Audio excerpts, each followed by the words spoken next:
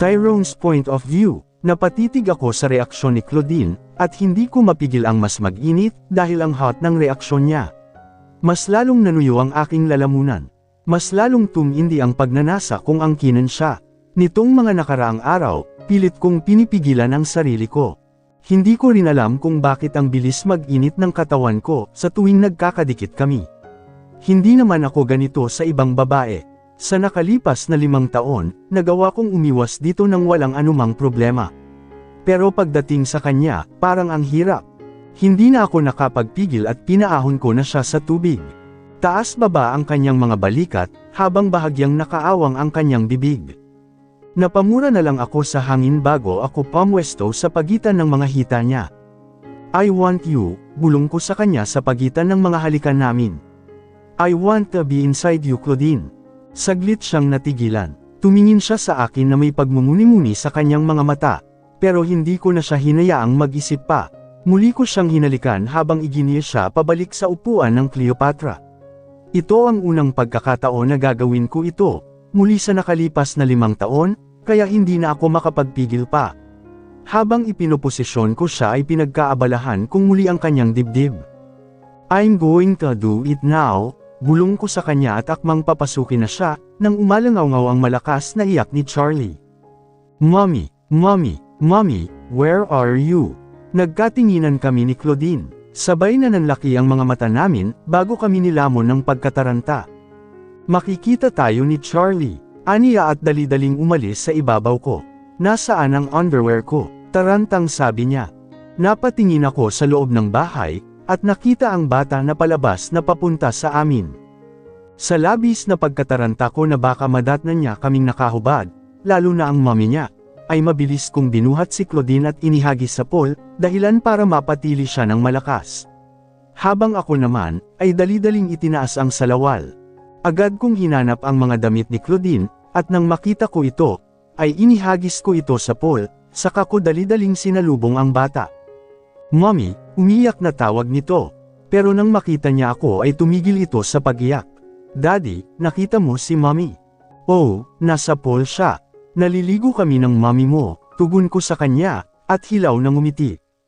Kita ko kung paano bumaba ang tingin niya sa shorts ko. What's that? Inosenteng tanong niya. Napamura ako sa aking isipan, bago ko siya mabilis na pinatalikod. Air, Charlie. It's an inflatable shorts, palusot ko bago siya ginabayan pabalik sa loob ng bahay, para mabigyan din ng oras si Claudine na makapagbihis. Let's get your mommy her towel dahil giniginaw na siya, sabi ko na lang. Nakagat ko na lang ang labi ko, hindi lang dahil sa pagkataranta, kundi dahil na rin sa sakit ng puson ko. Malapit na ako sa pit ko. Nabitin ako, bitin na bitin. Bad timing ka, Charlie. Claudine's point of view. Nakatulala lang ako habang umiinom ng kape. I am not a coffee person, but I had no choice but to have a sip. I need to be awake for the whole day, kahit na 1 oras lang yata ang tulog ko. Well, sino ba namang makakatulog sa nangyari kagabi? Sobrang determinado akong kaya kung kontrolin ang aking sarili, at siguraduhin hindi ako magpapaubaya sa kanya, pero nagawa ko pa rin. At ano ang mas masama? Muntik na kaming mahuli ni Charlie. Napabuga na lang ako ng hangin, bago ibinaling ang atensyon sa niluluto kong almusal. Bacon, itlog, at hotdog lang ang niluto ko, as per my son's request. Sinilip ko sila ni Tyrone sa living room para sana'y tawagin na, pero nakita ko silang papunta na sa dining area. Nagkatinginan pa kami ni Tyrone, pero agad din akong umiwas. Hindi ko siya matingnan sa mata. Hindi ngayon. Wow! Hotdogs, bibong sabi ni Charlie, nang makita niya ang nakahain sa mesa. Ang sarap, Mommy. Ngumisi siya sa akin, at niyakap ako ng mahigpit. Thank you. You're welcome, anak. Sige na, kumain na tayo. May work pa si Mommy, tugon ko at pinaupo na siya. Kinuha ko na rin ang tinimpla kong gatas para sa kanya. How about Daddy? Aniya, wala siyang milk, or coffee like yours? Inosenteng tanong niya. Napatingin ako kay Tyrone at nakatingin na siya sa akin na may blankong ekspresyon, kaya hindi ko magawang hulaan ang iniisip niya. Mabilis kong ibinalik sa anak ko ang tingin, at hilaw na ngumiti. Daddy Tyrone doesn't drink coffee or milk. I do, Singit niya kaya nakagat ko ang labi ko, at napamura na lang sa isipan ko. Nananadya ba ang taong to? Hindi ba niya alam na naiilang na ako sa kanya? Make him coffee, mommy. Please. Napabuga na lang ako ng hangin, bago marahang tumango.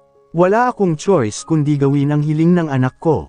Mabilis pa namang makabasa ng sitwasyon si Charlie, hindi gaya ng hinayupak niyang ama. Matapos naming kumain ay nagpahinga muna kami saglit, dahil masyado pa namang maaga para pumunta ng opisina. Nasa sala sina Tyrone at Charlie, habang ako naman ay nasa labas ng bahay sa may poolside, at lumalanghap ng polluted na hangin ng syudad, habang nagninilay-nilay sa nangyari kagabi. I gave in. I answered to his pleasure call. Ngayon siguro, nag-iisip siya na kaya niya akong alukon muli.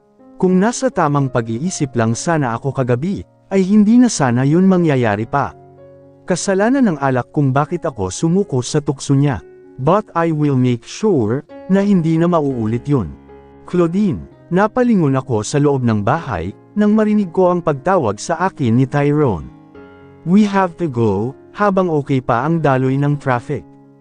Tumango lang ako sa kanya, at bumalik na sa loob ng bahay.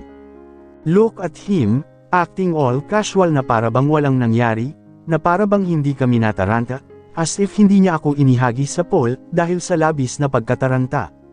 Pagkapasok ko sa loob ng bahay, ay naroon na pala si Ann at kinakausap ni Tyrone. May darating na housekeepers mamayaan. Kung hindi naman masyado, may kikisuyo na lang sana ako na orderan mo sila ng merienda at lunch, under my name. Okay po sir. Nang matapos silang mag-usap ay tinawag na niya ako ulit, at nagpaalam na kami para umalis. Binigyan kami ni Charlie ng matamis na halik sa pisngi, bago kami nagpaalam. Nang makalabas kami ng penthouse, ay saglit siyang tumigil at tumingin sa akin. Alam kong medyo awkward ang sitwasyon natin ngayon, pero kailangan naming ituloy ang pagpapanggap, aniya at inilahad ang kamay niya, at tumingin ng diretso sa akin.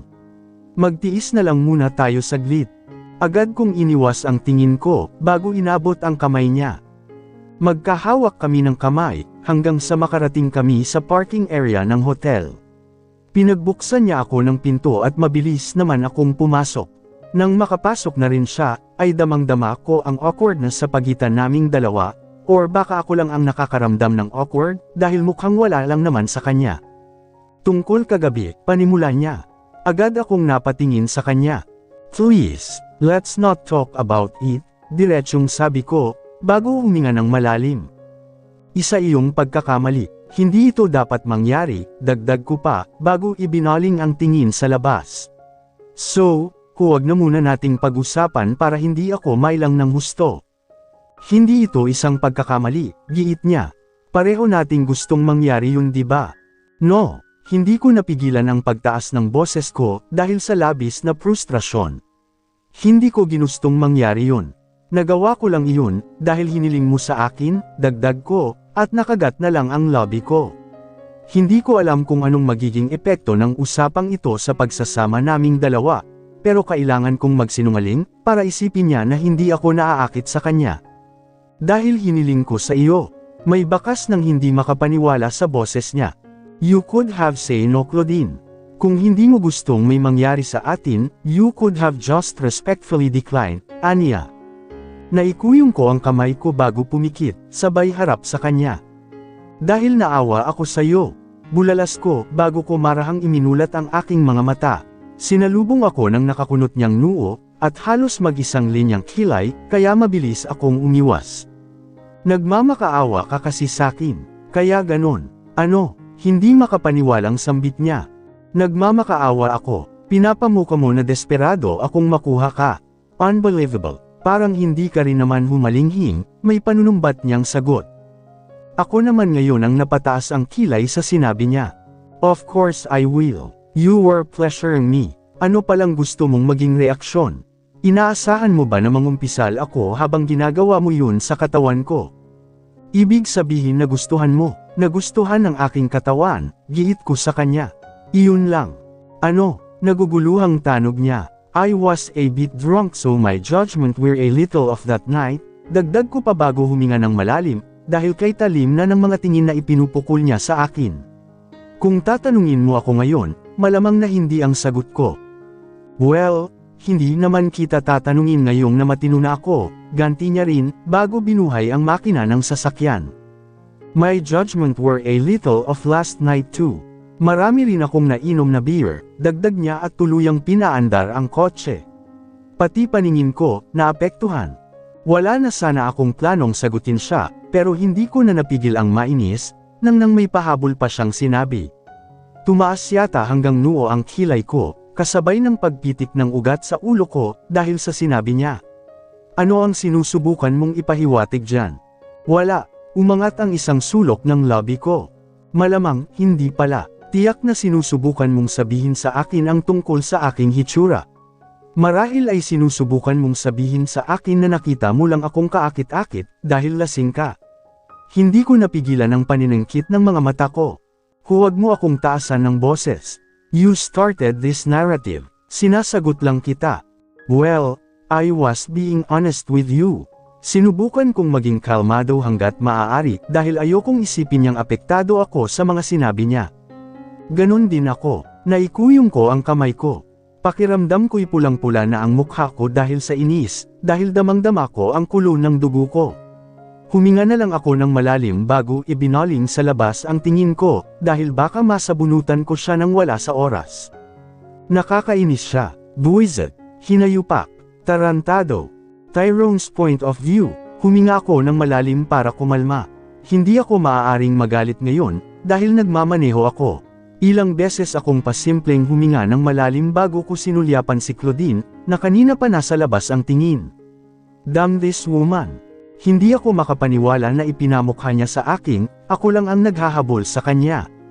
Kung saan sa totoo lang, parang gusto niya rin, na mas gusto niya ito kaysa sa akin. Kung makahalinghi nga siya, wagas. Sinasabi ng kanyang ekspresyon ang lahat, kung gaano siya nasarapan sa ginawa namin kagabi. At ngayon, siya pa ang nagkaroon ng lakas ng loob na sabihin sa akin, na pinagbigyan niya lang ako. Nagmakaawa ako. Nagmakaawa. Nakakatawa. Napahigpit ang hawak ko sa manibela, nang kumulo na naman ang dugo ko. Ang pagsisikap kong makipag-usap sa kanya ay nawala, dahil ayaw niyang magsalita. Gusto ko lang namang pag-usapan ng maayos ang nangyari kagabi, dahil ayokong makaapekto yun sa pagpapanggap namin, and guess what? It did. Now, things are more than awkward. Ang hirap nito mamaya, kapag biglang sumulpot si Cassandra. Kilala ko ang babaeng iyon. Hindi yun basta-bastang sumusuko. Napabuga na lang ako ng hangin, at itinuon ang atensyon sa daan. Bahala siya riyan kung magalit siya sa akin. Galit din ako sa kanya dahil sa pagiging makitid ng utak niya. Siya ang unang nagtaas ng boses. Nauna siyang nagalit. Na-trigger lang niya ako. Yun lang. Kaya hinding-hindi ako hihingi ng tawad sa kanya. Kasalanan niya. Nang makarating kami sa kumpanya, ay nauna na akong bumaba. Wala akong planong hintayin siya, ngunit nang napagtanto kung kailangan naming magpanggap ng sweet at nagmamahalan sa harap ng lahat, ay wala akong nagawa kundi ang balikan siya sa sasakyan, at pagbuksan ng pinto. Thank you, matigas niyang sabi, bago na unang maglakad. Claudine, tawag ko sa kanya at hinawakan ang kamay niya, na mabilis naman niyang binawi. Ano ba? She hissed, huwag mo nga akong hawakan. Masama ko siyang tiningnan. Well, wala akong choice, mahinang sabi ko, bago siya nilapitan. We have to act. Umiwas siya ng tingin at huminga ng malalim, sabay hawak sa kamay ko. Bilasan na lang natin umakyat sa opisina, walang emosyon niyang sabi. Pamitik ang kilay ko sa inasal niya. Ang lakas ng loob niyang umarte ng ganyan, siya naman itong nauna.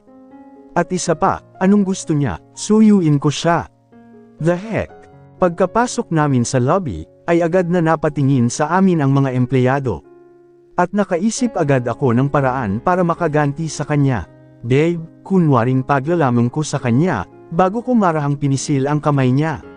Babe, tawag ko ulit, nang hindi niya ako pinakinggan. Ano? Umayos ka Claudine, mahinang bulong ko sa kanya. Be professional. Tumingin siya sa akin at matamis ko siyang nginitian, para asarin siya. Hindi mo pa ako binibigyan ng morning kiss ko. Kita ko kung paano pamitik ang kilay niya. Oh, aniya at pilit na ngumiti. Mamaya sa office. Gusto kong gawin mo na dito, ngayon din. Nakatitig siya sa akin, na para bang sasakalin niya ako hanggang mamatay. At para mas minas pa siya, ay marahan kong hinaplos ang kanyang pisngi. Look at you, getting all shy like that. How cute. Narinig ko kung paano siya huminga ng malalim mula sa kanyang ilong at tumingin sa akin.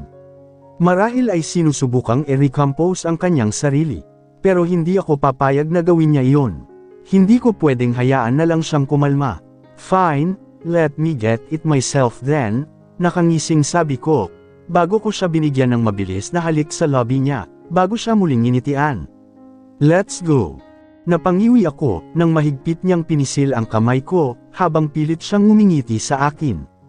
Okay, sagot niya, nagngangalit ang mga ngipin. Ngumisi lang ako sa kanya, bago siya tuluyang hinila papasok sa elevator. My win, her loss. Nang makarating kami sa opisina, ay ramdam ko talaga ang galit niya sa akin. Well, wala akong pakialam. Nag-e-enjoy akong makipagkulitan sa kanya. Ito ang parusa niya sa pagtanggi sa aking pagsisikap na makipag-usap sa kanya. Hindi niya alam kung gaano ako nagtagal upang simulan ang pag-uusap at ayusin ang mga bagay sa kanya. Ano ang schedule ko ngayong araw? Tanong ko sa kanya, kahit alam ko naman ang mga gagawin ko ngayong araw. Gusto ko lang siyang asarin lalo. Let me check sir. Malamig niyang tugon at agad na binuksan ang notepad niya. Later at 10 am, you have a scheduled meeting with Mr. Kennedy, and at 2 p.m., another scheduled meeting with the city mayor. I see, thanks, tugon ko, at ibinaling na ang atensyon ko sa laptop ko. Gusto kong lokohin siya ng kaunti pa, pero kailangan ko ng magtrabaho dahil natatamabakan na ako. Hindi na kasi ako makapagtrabaho ng late. Maya-maya pa ay nakatanggap ako ng tawag mula kay Audrey, telling me that Cassandra is on her way to see me. Kasama raw nito ang daddy nito. Napailing na lang ako, that girl just doesn't know when to give up. Bakit ba hindi niya matanggap-tanggap na wala akong gusto sa kanya, na hindi ko siya papakasalan, kahit siya na lang ang natatanging babae sa buong mundo. Claudine, papunta si Cassandra kasama ang kanyang daddy. Focus, paalala ko sa kanya. I need your cooperation.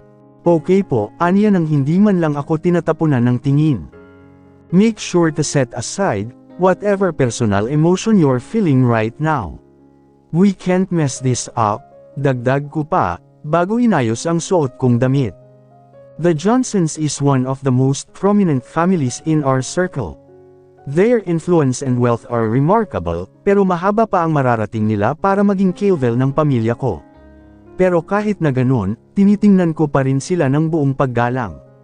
Si Arthur Johnsons, ang ama ni Cassandra, ay isa sa mga pinakarespetadong taong kilala ko.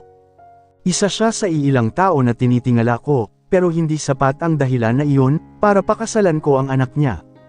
Hindi ako naaakit kay Cassandra, at hinding-hindi iyon magbabago. Never. Bago tuluyang makarating sina Cassandra, ay sinabihan ko si Claudine kung anong klaseng tao ang ama ni Cassandra.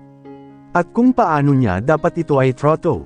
Just behave and be a decent woman, sabi ko sa kanya bago huminga ng malalim, at inayos ang suot kong coat. Kung sakaling mang pag-usapan namin ngayon ang arranged marriage namin ni Cassandra, tatanggi na lang ako ng may paggalang. Telling them about my fake family would be my last resort. Kung kaya ko naman silang kumbansihin ng hindi isinasali sina Charlie at Claudine sa usapan, yun lang ang gagawin ko. Well, not unless kung sinabi na ni Cassandra sa papa niya, ang tungkol doon. Matapos ang ilang minuto ay dumating na nga ang dalawa. Cassandra is clinging to her father as if she's like a helpless, little girl. Good morning Mr. Davidson, formal na bati ko sa kanya, bago binalingan si Cassandra. Good morning Cassandra. Good morning Tyrone, casual na bati sa akin ng papa nito. Sorry for the unannounced visit. It was a sudden decision. No, it's fine, tugon ko bago sila ginabayan sa mini living room ng opisina. Claudine, can you prepare tea for us? Bilang ko sa sekretarya kong, kanina pa walang imek. Okay sir, aniya at pumunta na sa pantry. Go on, tell him dad, dinig kong sabi ni Cassandra sa ama niya. Hurry! Huminga ng malalim ang lalaki. Alam kong nandito siya, dahil dinala siya ng anak niya. Hindi lang siya makatanggi sa anak niya. Alam ko kung gaano niya ito kamahal, kung gaano ito ka-spoiled sa kanya. Iniisip ko pa nga na ang buong arranged marriage na ito, ay si Cassandra mismo ang nag-udyok. Marahil ay hiniling niya ito sa kanyang ama, na kausapin ang aking yumaong ama tungkol dito. So, my daughter here, aniya bago huminga ng malalim. I can tell na ayaw niyang mapunta dito, base sa itsura niya na nahihiya. Nagtatanong siya tungkol sa engagement at kailan mo balak na. It's off, pagsingit ni Claudine sa usapan. I'm sorry for butting in, pero hindi na po matutuloy ang kasal ng anak niyo at ni Tyrone, dagdag niya bago inilapag ang tsaa sa mesa, sabay upo sa hita ko. Pinulupot niya ang isang braso niya sa leeg ko, at ginamit niya ang isa para kumuha ng isa sa mga teacup, at humigop bago tumingin sa akin. Pasimple ko siyang pinandilatan ng mata. Babe, may bisita tayo. What's wrong babe? Akala ko gusto mo kapag ganito ako nakaupo sa kandungan mo. Malanding tugon niya bago ngumuso. And I thought, you'd tell Cassandra's father that you can never love his daughter, because you're head over heels for me. Ang babaeng ito, gumaganti ba to? Yes, pero kailangan kong maupo ka ng maayos. May respetadong bisita tayo dito, kalmadong tugon ko, kahit na nagsisimula na akong menas. Tingnan mo dad, tingnan mo kung gaano sila kawalanjiya. Pagsusumbong ni Cassandra. Babe, saway ko sa kanya. Pero imbes na makinig, ay kita ko ang pasimpleng pagngisi niya sa akin. Babe, may nakalimutan ka ngayong araw, aniya bago hinagod-hagod ang batok ko. Nakalimutan mo na ang morning kiss ko, dagdag niya, at mas kumandong pa sa akin. Nakakatampo. Pilit akong ngumiti sa kanya. Babe, mamaya na, makakapaghintay yan, mag-uusap mo. Hindi ko na natuloy ang sinasabi ko, nang bigla niya akong sihilin ng halik. Sinubukan ko siyang itulak palayo, pero mahigpit niyang ipinulupot ang braso niya sa leeg ko, para siguraduhin hindi ako makakawala sa mga halik niya. Daddy do something. Kita ko ang pagkadismaya sa mukha ni Mr. Johnsons. Ganito ka ba kumilos sa harap ng ibang tao, Mr. Vanderbilt? Tila dismayadong sambit niya. You casually make out in front of everyone. No, you're mistaken Mr. Johnsons. This, hindi ko na natapos ang sinasabi ko, dahil tumayo na ito at nag-walk out. Daddy hindi pa tayo tapos. Saan ka pupunta? Sinubukan pa itong pigilan ni Cassandra, pero tuluyan na itong umalis. Hindi ko mapigil ang makaramdam ng hiya, dahil sa nangyari. Kaya naman ay kunot-noo kong tiningnan si Claudine. Bakit mo ginawa yun? Sinabi ko na sa'yo na nirerespeto ko ang taong yun. Inis kong sabi. Kung si Cassandra lang sana ang nandito, magagawa mo ang anumang gusto mo. Ama niya ang pinag-uusapan natin. It's his. Ngayon alam mo na ang pakiramdam, putol niya sa sinasabi ko. Maaaring hindi magkatulad ang sitwasyon, pero yan ang naramdaman ko kanina nang halikan mo ako sa lobby, dagdag niya at tinitigan ako sa aking mga mata. Ngayon patas na tayo, babe. Hindi mo dapat ginawa iyon Claudine, matigas kong sabi sa kanya. Oras na ang lumipas mula nang mangyari yun, pero hindi pa rin nawawala ang pagkadismaya ko sa ginawa niya. Ibang-iba ang sitwasyon natin. Hindi siya sumagot, nakatutok lang siya sa computer niya, at nagkukunwaring may ginagawa. Alam kong iniiwasan niyang makipag-usap sa akin, and it's really frustrating. Hindi ko maiwasang madismaya. She could have shown a little decency. She could have chosen a different timing for her revenge. Napabuga na lang ako ng hangin at pikit matang samandal sa swivel chair ko, para pakalmihan ang sarili ko. Hindi ko hahayaang masira ang araw ko, lalo na't may mga importanteng meeting pa ako mamaya. Dito ka na lang, okay? Sabi ko sa kanya, mananatili ka na lang rito sa buong araw. Isasama ko na lang si Audrey, dagdag ko at nahilot na lang ang sentido ko. God, ang sakit sa ulo. Wala na akong pakialam kung anong isipin niya. Ayaw ko lang siyang makasama kahit sandali. Palitan mo muna si Audrey sa trabaho niya. Okay sir, mabilis niyang tugon. Wala pong problema. Nakagat ko na lang ang lobby ko. Hindi ka man lang ba hihingi ng tawad? Hindi maganda ang ipinakita mo kanina. Ipinahiya mo ako sa harap ng taong nirerespeto ko. I blurted out. Hindi ko na kayang pigilan ang inis ko. I know may mali akong nagawa kanina. Pinaglaruan ko siya, oo.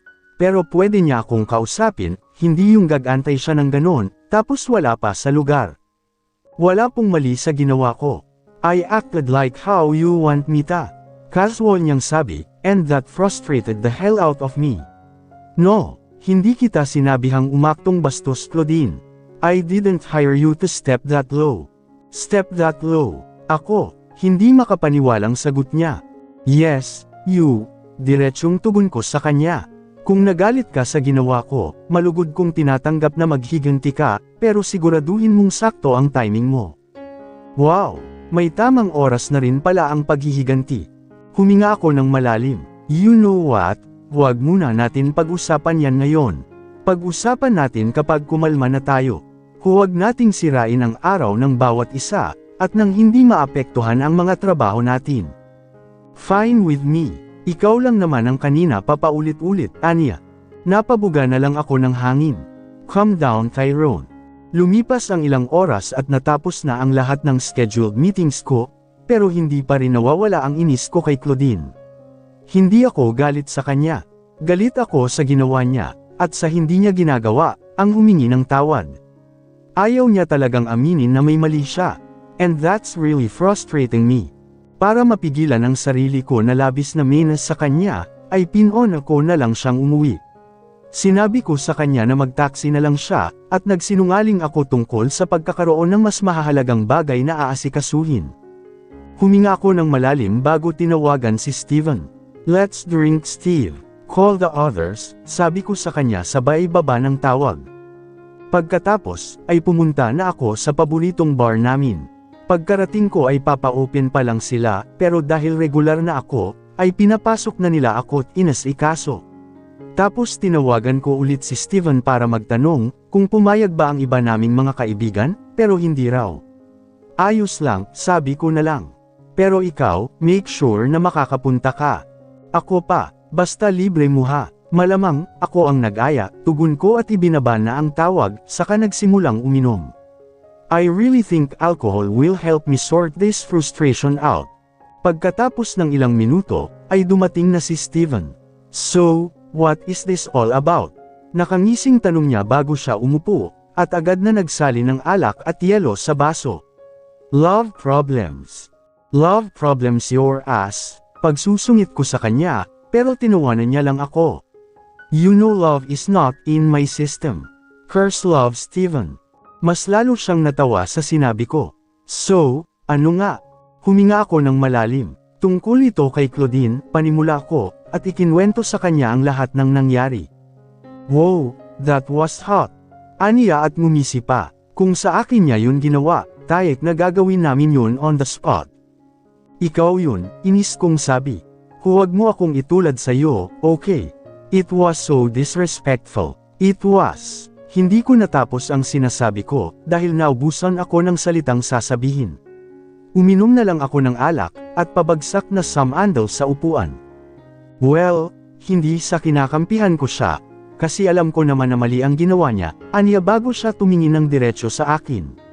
Pero dapat isipin mo rin ang dahilan kung bakit siya nagkaganon, dagdag niya at uminom din ng alak. You see, I won't ask your side. Alam mo na sa sarili mo kung ano ang tunay na kwento, sa kung ano ang nag-udyok kay Claudine na kumilos ng ganoon. Hindi ako nakasagot sa sinabi niya. Ayoko mang aminin, pero may point siya. I probably did something to push her to do that. But, so, how's the act going? Tanong niya sa akin para ibahin ang usapan. How's the fake family? It's unexplainable, tugon ko sa kanya.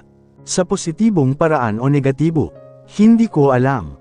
Tumango lang siya bago muling uminom ng alak. Kamusta ang bata? I mean, ang relasyon mo sa kanya.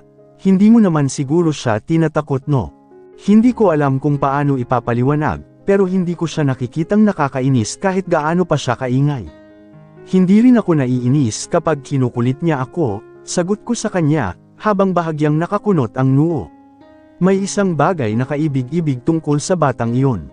Tumitig siya sa akin. Sa tingin ko may kinalaman ito sa pagiging ama mo, aniya at ngumisi sa akin. Siguro pino-project mo kay Charlie kung ano ang gusto mong maging, kapag nakita mo ang sarili mong anak. Ano? O tama pala, kamusta ang paghahanap? Pag-iiba niya ng usapan. May leads na ba? Wala, hindi ko nga alam kung mahahanap ko pa sila, sambit ko at hindi napigilan ang paghigpit ng pagkakahawak ko sa baso. Kahit sinong i-hire kong investigator, wala. Lahat sila ay nagbigay sa akin ng parehong mga resulta, wala. Huminga ako ng malalim, nang maramdaman kong kumulo ang dugo ko. Bakit ba nangyayari sa akin ito? Calm down, Tyrone. Unahin mo na muna yung pagpapanggap niyo, at nang mawala na si Cassandra sa buhay mo. Then you can focus on finding your son. Suhestyon niya sa akin. Tipid kong tugon. Tapos kapag tapos na ang pagpapanggap namin, ipapahanap ko kay Claudine ang anak ko. At kung hindi niya mahanap within a certain period of time, then I'll fire her. Hey, aren't you being heartless? She and her son helped you, you know. You should at least reward her a permanent job, Anya. Hell no, mariing tanggi ko. Binabayaran ko sila, Steve. Hindi naman libre ang ginagawa nilang pagtulong sa akin. May bayad sila, kaya magagawa ko ang anumang gusto ko. Pagkatapos ng pagpapanggap na ito, matigas kong dagdag at uminom ng alak. Well, sinasabi ko lang sa iyo kung ano ang iniisip ko, pero ikaw pa rin naman ang masusunod. Suit yourself. Sabi ko na lang at nagpatuloy sa pag-inom. Malapit na tayo, rinig kong sabi ni Steven, habang nakakapit ako sa kanya. Sabi ko huwag kang uminom ng marami, pero hindi ka nakinig. Alam mo namang mababa lang ang tolerance mo sa alak, sermon niya sa akin, bago ako ay nalalayan palabas nang tumunog ang elevator.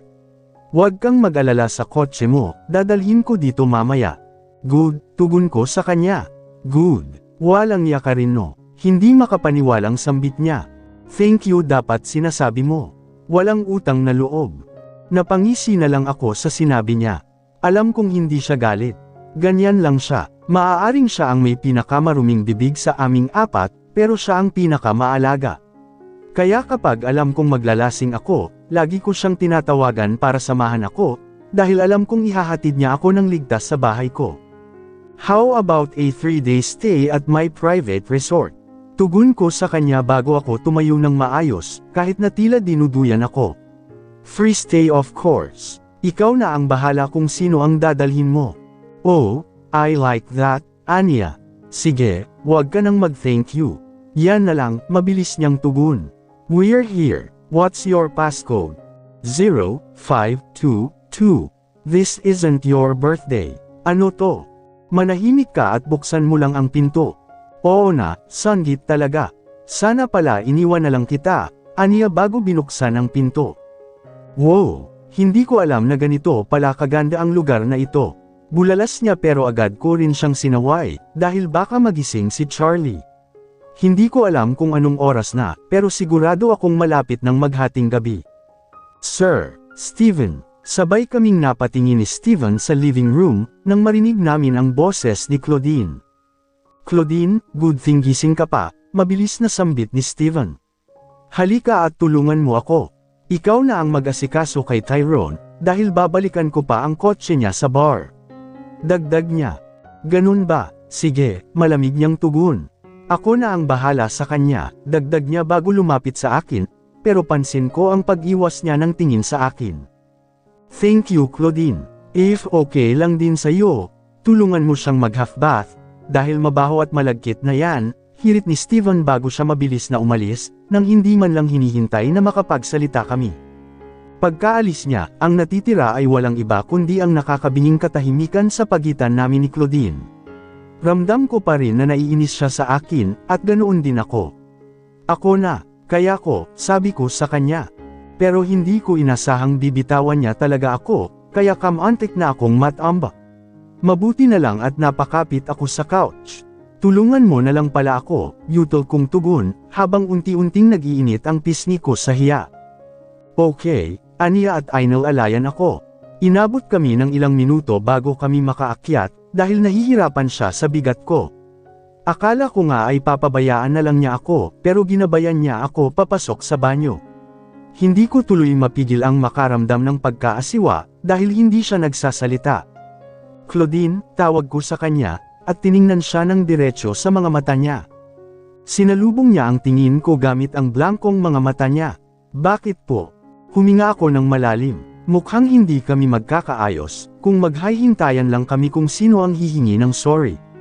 And since I don't want this to progress and grow bigger, ako na ang magpapakumbaba at magpaparaya. I'm sorry, mahinang sambit ko. Mabuti na lang talaga at nakainom ako, at may ekstrang lakas ako ng loob. I sincerely apologize for upsetting you. Tumingin ako sa kanya at naghihintay ng isasagot niya, pero tanging pagtango lang ang ginawa niya, bago ako tuluyang ginabayan papasok ng banyo. Wala ka bang sasabihin? Tugon ko. Aalis ka na lang nang walang sinasabi. Hubad, matigas niyang sabi. Ano, maghubad ka, tanggalin mo ang iyong damit. Lahat.